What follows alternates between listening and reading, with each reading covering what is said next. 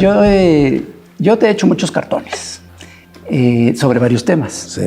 pero ha habido un tema que ha sido muy recurrente en esos cartones desde hace muchos años, Sí. que es estas alianzas con personajes que son impresentables, Sí, ¿no? Y que, sí. bueno, son alianzas políticas que uno puede entender, Pero sí, porque tú estás en tu papel de periodista. Pero antes de y 2018, sí hay una diferencia lo entre que el pasaba periodismo y la política. es que estas alianzas eventualmente acababan traicionándote, ¿no? Pero ya en la presidencia, y otra cosa que tú has dicho mucho es que no se puede servir vinos nuevos en botellas viejas. Y también has dicho que la política es optar entre inconvenientes. En estos 6 años, desde mi punto de vista como periodista, he visto botellas viejas en el gobierno. Y ¿qué pasa con esas botellas? ¿No? Mira, hay gente que yo no entiendo. Los moneros como ustedes y como Hernández en particular son como monjes. Bueno, sí. A ver. Sí. A ver. Sí. Sí. Son principistas y la política requiere también de la eficacia. Claro, cuando hay que optar entre principios y eficacia, no hay que dudar los principios. Pero si te quedas solo en principios, no haces nada. Pues hay que irse a un monasterio. O sea, pero si quieres transformar, requieres eficacia, pero a veces equilibrar. Contraproducente, ¿no? O sea, No, depende. Depende, es como la pasión y la razón, que también es política. O sea, no se puede hacer todo con pasión, sí, pero tampoco, no puede ser frío, sí. Pero es que yo sí creo que son momentos distintos. Es decir, este purismo... Pero tienes razón en eso. Son los momentos más difíciles. Sí, claro. O sea, para uno. Y más cuando tienes que gobernar y no tienes a la gente. Sí. Que tú quisieras, la gente Sí, pero tampoco es fácil, porque se habla del neoliberalismo, ¿no? Y se piensa que es una crisis económica. No. Esto fue una decadencia. Entonces, atañe todo, o sea, o implica todo. Tiene que ver lo social, tiene que ver lo moral, tiene que ver lo político. No te encuentras con servidores públicos auténticos. Te encuentras con gente oportunista que no le tiene amor al pueblo, que no tiene convicciones. Sí. A ver, pero entonces, yo sí creo que hay una diferencia entre... Tienes que ir formando. Pues sí tiene que haber una diferencia entre lo que se tiene que hacer para llegar a gobierno y lo que haces después de gobierno. Sí. Es decir, para llegar a gobierno las traiciones son muy frecuentes, son muy recurrentes, es uno de los temas fundamentales, pues, porque es muy fácil que te infiltren gente del viejo régimen para que el movimiento se desvíe, etcétera. Estando en gobierno, el equilibrio cambia. La izquierda siempre ha peleado. Es decir, ha hecho mucha teoría acerca de cómo llegar a gobierno, pero ha hecho muy poca teoría acerca de qué hacer estando en gobierno. Sí. Y eso es un tema muy importante. La izquierda luego no llega al gobierno. No, porque no suele llegar al gobierno. Pero es un tema que es teóricamente muy importante. ¿Qué lecciones podemos sacar desde el gobierno? ¿Cuál es la diferencia que tú piensas? Lo ideal es ser consecuente. Para llegar y en el gobierno. Eso es lo ideal.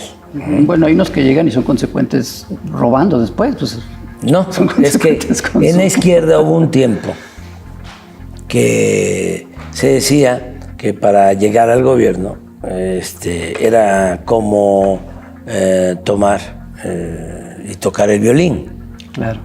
Sí, que lo tomas con la izquierda, pero lo tocas con la derecha. Y ya cuando llegas, lo tocas con la derecha.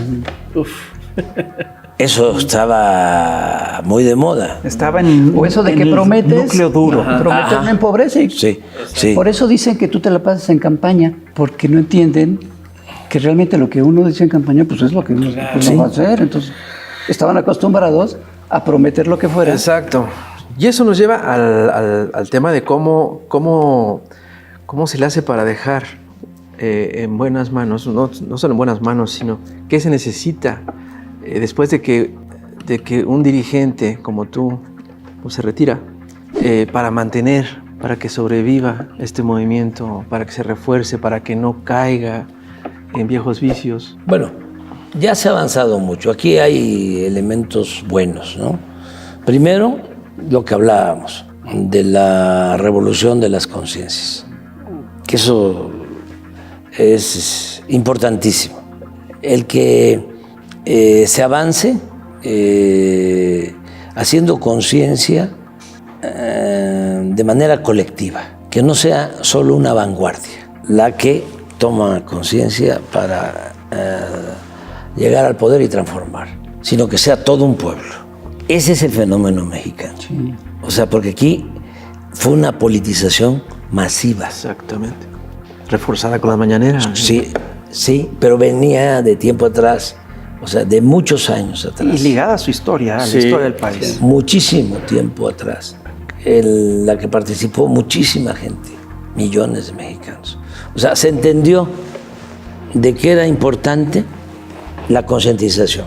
Yo hablaba con Claudia y nos reíamos de cuando estábamos en la lucha, en la oposición, y había que construir, ¿no?, el movimiento y hacer conciencia abajo, y ir pueblo por pueblo, esto, de ir de 10 y de 20. Y cuando comencé en Tabasco, era el aparato de sonido, y 3, y 4, y 5, y cuando habían 20, 30, era un meeting. O sea, era un triunfo brutal. Bien.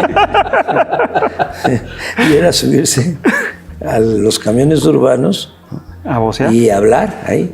Soy fulano de tal, ¿no? Y la gente se despertaba y entregar volantes y bajarse por la puerta de atrás y volver a la parada y volverse al otro.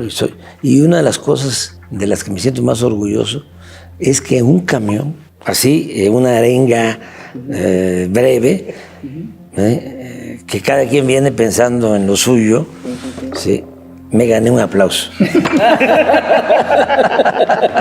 Eso, como dicen los veracruzanos, le zumba. Claro. Entonces, pero pasa el tiempo. Fue la semana pasada. No, vale. No, eso fue a finales de los 80 del siglo pasado. Entonces, hablábamos con Claudia de que, bueno, nos ha tocado ir casa por casa a ver los candidatos. Hay que visitar 150, 200 casas diarias y no hay dinero. Es el volante, un morral, la gorra para el sol o el sombrero y los tenis. Y 150, 200 casas. Y le digo, ¿y te acuerdas que tú entregabas volantes, ¿no? Sí, ella entregaba, sí, claro, volante. Hay fotos donde está ella. Sí, como muchos. Bueno, le digo, ¿y te acuerdas también cuando estudiosos, ¿no?, con maestría, con doctorado, o tribunos políticos profesionales que llegaban con nosotros y eran candidatos, y les decíamos, pues te toca esto, porque mira, así vas a ganar, porque la gente le va a caer muy bien que los vayas a visitar y que eso hay que cambiar esto, y les dejas del volante.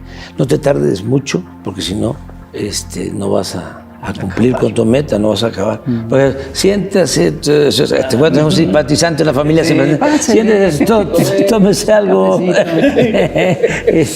y te quieren platicar y platicar, ¿no?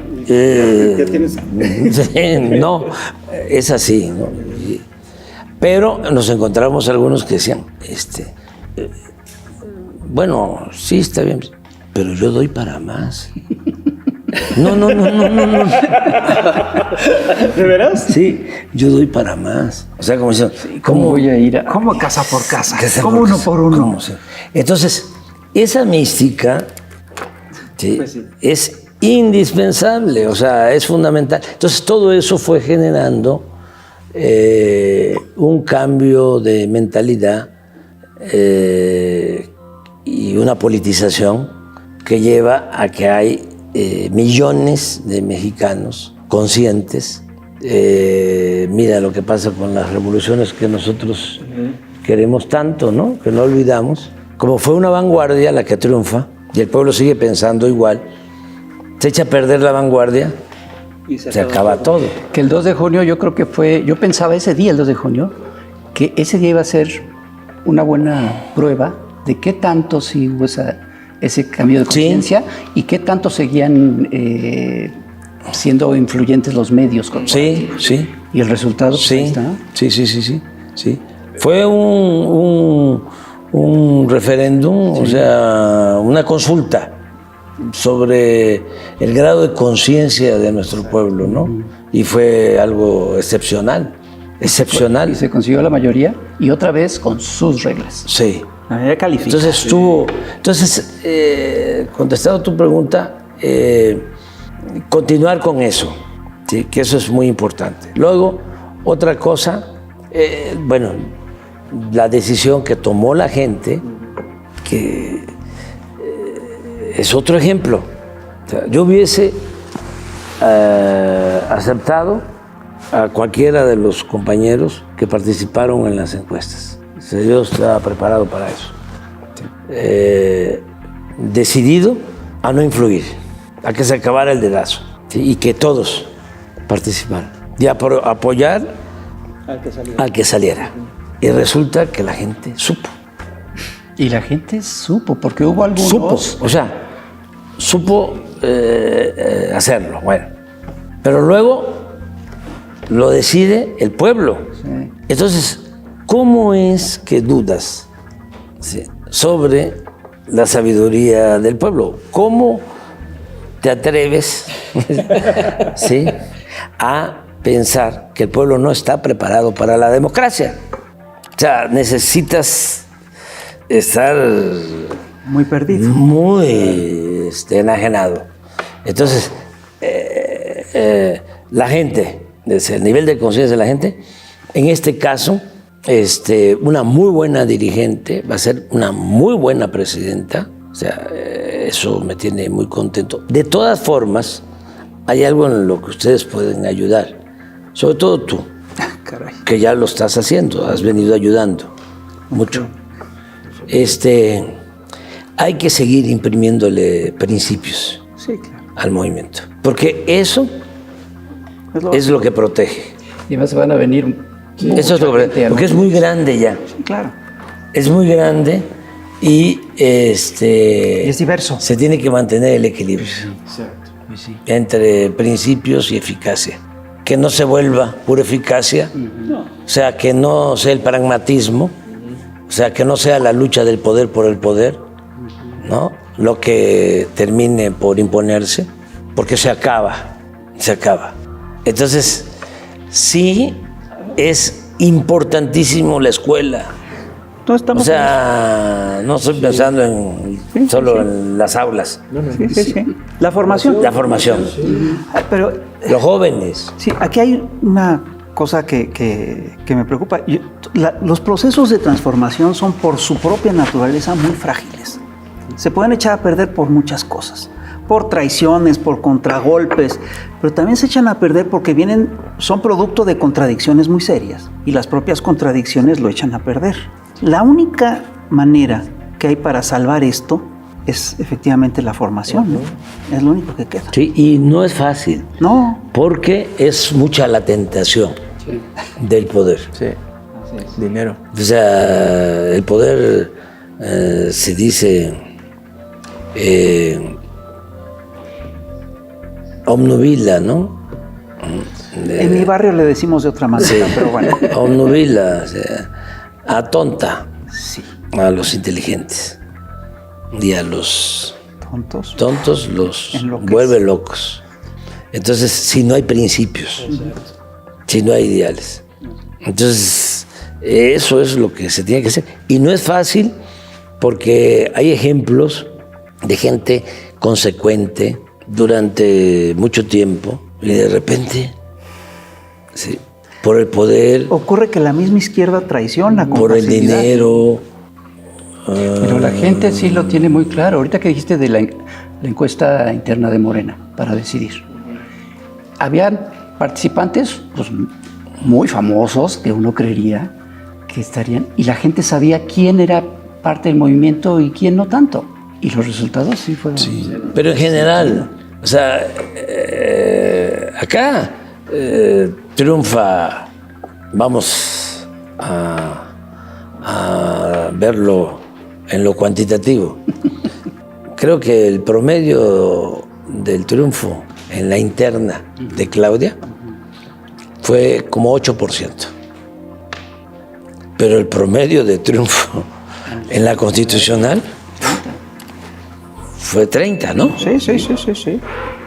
Ahí nomás. O sea, 6 millones votos, más votos que te Cepilló, ¿no?